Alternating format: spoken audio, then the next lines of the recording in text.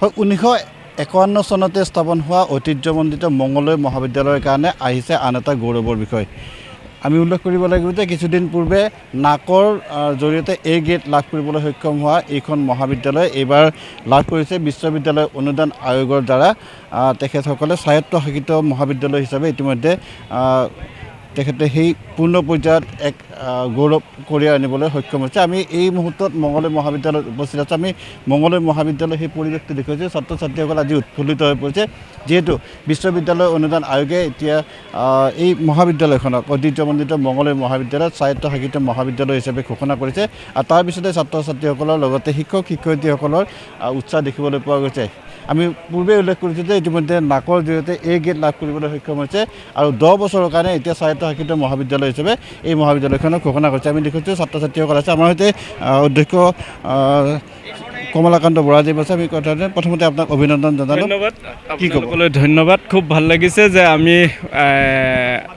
প্ৰত্যাশিতভাৱে UGCৰ পৰা স্বতন্ত্ৰ মহাবিদ্যালয় স্বীকৃতি লাভ কৰিলোঁ। এতিয়া আমাৰ দায়িত্ব বাঢ়িল।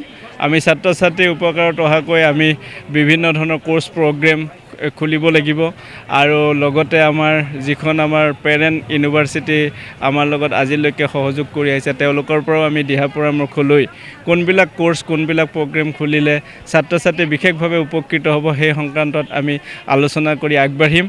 আৰু নিশ্চয়কৈ আমাৰ যিবিলাক ষ্টেক হোল্ডাৰ আছে, প্ৰাক্তন ছাত্ৰ ছাত্ৰী আছে, ভাল ভাল দিশত তেওঁলোকে কাম কৰি আছে, তেওঁলোকৰ লগতো আমাৰ এটা আলোচনা হ'ব। সেই আলোচনাৰ জৰিয়তে অভাৰঅল আমি যাতে আমাৰ ইয়াৰ যিখিনি লাৰ্ণাৰ তেওঁলোকে যাতে এটা গুণগত শিক্ষা পায়। আকৌ কৈছোঁ যে কোৱালিটি এডুকেশ্যন, কাৰণ তাৰমানে কি হয়, আমি কোৱালিটি যাতে কম্প্ৰমাইজ নকৰোঁ, গতিকে তেনেকুৱা ধৰণৰ এটা শিক্ষা দিয়াৰ কাৰণে আমি নিশ্চয় চেষ্টা কৰিম।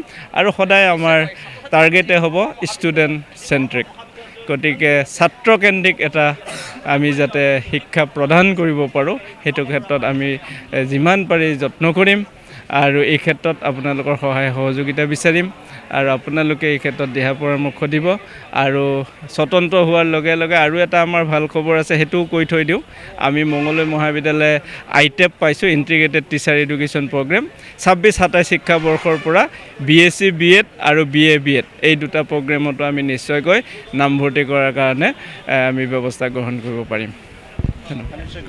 আপোনাৰ ওচৰত আহিছোঁ, যিহেতু ইতিমধ্যে এ গ্ৰেড লাভ কৰিছিলে, তাৰপিছত পুনৰ স্বতন্ত্ৰ মহাবিদ্যালয় হিচাপে স্বীকৃতি লাভ কৰিলে, পৰৱৰ্তী সময়ত কেনেদৰে আগবাঢ়িব?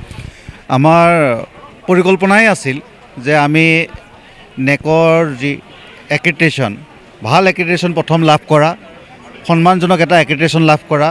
আমি নৱেম্বৰ 2024 নেকৰ দ্বাৰা আমি এ গ্ৰেড পাবলৈ সক্ষম হ'লোঁ আৰু লগে লগে আমাৰ পৰিকল্পনা আছিল যে আমি নেকৰ গ্ৰেড পোৱাৰ পিছতেই আমি লগে লগে স্বতন্ত্ৰ মহাবিদ্যালয়ৰ কাৰণে আমি এপ্লাই কৰিম।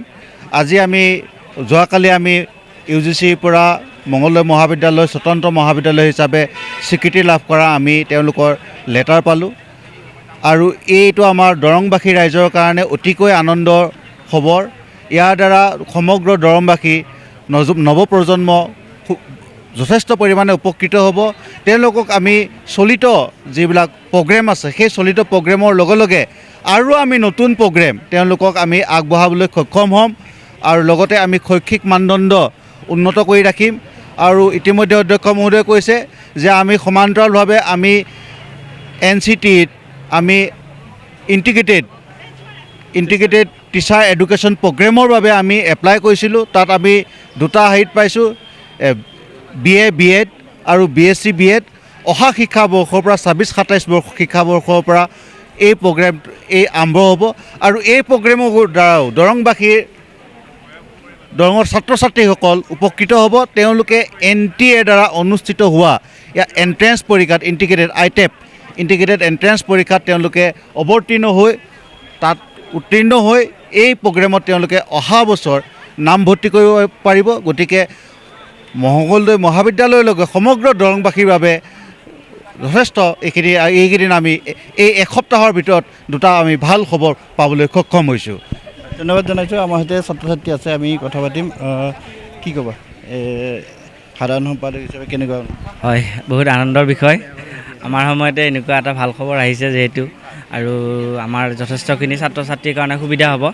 আৰু মই মঙলদৈ মহাবিদ্যালয়ৰ অধ্যক্ষ মহোদয় আৰু IQSC ছাৰ কোঅৰ্ডিনেটৰ আৰু মঙলদৈ মহাবিদ্যালয়সমূহ শিক্ষক শিক্ষয়িত্ৰী মহোদয়সকলৰ শ্ৰদ্ধাৰ তেওঁলোকক মই অশেষ ধন্যবাদ জ্ঞাপন কৰিছোঁ। লগতে আমাৰ প্ৰাক্তন ছাত্ৰ ছাত্ৰী মোৰ দাদা বাইদেউসকলে মহাবিদ্যালয়খনৰ কাৰণে যথেষ্টখিনি কাম কৰি থৈ গৈছে, তেওঁলোককো মই ধন্যবাদ জ্ঞাপন কৰিছোঁ। আৰু মোৰ লগত মোৰ ভাইটি ভণ্টি তেওঁলোকেও দুই এষাৰ ক'ব বুলি।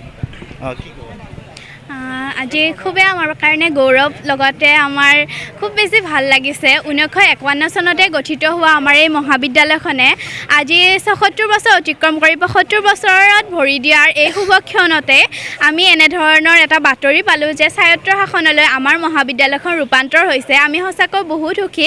আশা কৰোঁ যে আমাৰ মহাবিদ্যালয়খন এনেদৰেই জিলিকি থাকক আৰু ভাল ভাল খবৰ আমি পাই থাকোঁ। আমাৰ দৰংবাসীৰ কাৰণে আজি এটা বিশেষ দিন, সকলোৱে উদযাপন কৰক এই দিনটো, সেইখিনিয়ে কৈছোঁ। ধন্যবাদ। নিশ্চয়কৈ এটা গৌৰৱৰ দিন আৰু এই গৌৰৱময় সময়ত আমি NK টিভিৰ তৰফৰ পৰা মঙলদৈ মহাবিদ্যালয়লৈ অভিনন্দন জ্ঞাপন কৰিলোঁ।